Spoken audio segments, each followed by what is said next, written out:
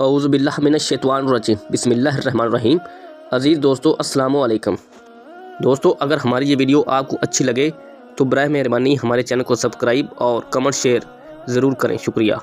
اے ماہ رمضان مرحبا، آخر ہر طرف یہ صدائیں کیوں نہ بلند ہوں کہ ہمیں اللہ کریم کی ایک اعلی قدر مہمان کے استقبال کا موقع اور سعادت حاصل ہو رہی ہے۔ اس مہمان کا انتظار اور اس کے راہ میں دیدہ ہوا دل فراش کرنا سنت نبوی صلی اللہ علیہ وسلم بھی ہے۔ نبی کریم صلی اللہ علیہ وسلم رجب ہی سے یعنی 2 ماہ قبل ہی اس ماہ کی مبارک کی تیاریاں شروع کر دیتے تھے۔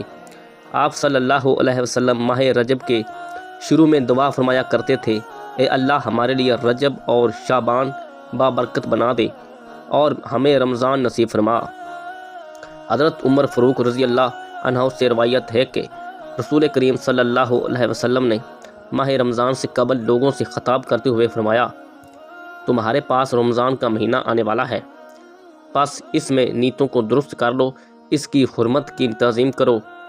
بے شک اللہ کے نزدیک اس مہینے کی بہت حرمت، عزت و آبرو ہے، اس کی حرمت کو پامال مت کرو۔ اسی طرح رسول کریم صلی اللہ علیہ وسلم نے شعبان کی آخری دن خطبہ دیتے ہوئے ارشاد فرمایا، اے لوگو، تم پر ایک عظمت والا مہینہ سایہ فنگن ہونے والا ہے۔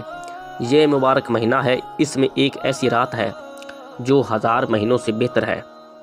اللہ تعالیٰ نے اس کے روزوں کو فرض قرار دیا اور رات میں قیام کو نفل۔ اس مہینے میں جس شخص نے نفل عمل کیا وہ اس شخص کی طرح ہے جس نے دوسرے مہینے میں فرض ادا کیا، اور جس شخص نے اس میں ایک فرض ادا کیا وہ اس شخص کی طرح ہے جس نے دوسرے مہینے میں 70 فرائض ادا کیے۔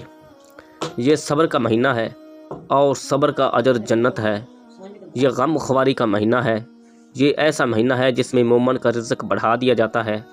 اس مہینے میں جس نے کسی روزہ دار کو افطار کروایا وہ اس کے گناہوں کی بخشش اور دوزخ سے آزادی کا سبب ہے، اور اسے اس روزہ رکھنے والے کے برابر ثواب ملے گا اور اس کے ثواب میں بھی کمی نہ ہوگی۔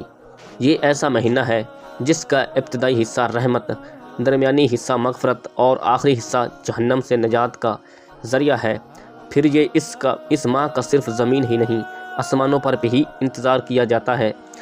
نبی کریم صلی اللہ علیہ وسلم نے فرمایا، ماہ رمضان کے استقبال کے لیے سارا سال جنت سجائی جاتی ہے، اور جب ماہ رمضان آتا ہے تو جنت کہتی ہے، یا اللہ اس مہینے میں اپنے بندوں کو میرے لیے خاص کر دے۔ حضرت ابو ہریرہ رضی اللہ عنہ نے نبی کریم صلی اللہ علیہ وسلم سے نقل فرمایا کہ میری امت کو رمضان کے بارے میں 5 چیزیں خصوصیت کے ساتھ مرحمت فرمائی گئی ہیں جو پہلی امتوں کو نہیں دے گی۔ پہلا، روزہ دار کی منہ کی بو اللہ کے نزدیک مشک سے زیادہ پسندیدہ ہے۔ دوسرے، ان کے لیے سمندر کی مچھلیاں اور افطار کے وقت تک استغفار کرتی رہتی ہیں۔ تیسرا، اور اللہ تعالیٰ ہر روز اپنی جنت کو آراستہ کرتے ہیں اور فرماتے ہیں کہ عنقریب میرے نیک بندے دنیا کی مشقت اپنی اوپر سے پھینک کر تیری طرف آئیں گے۔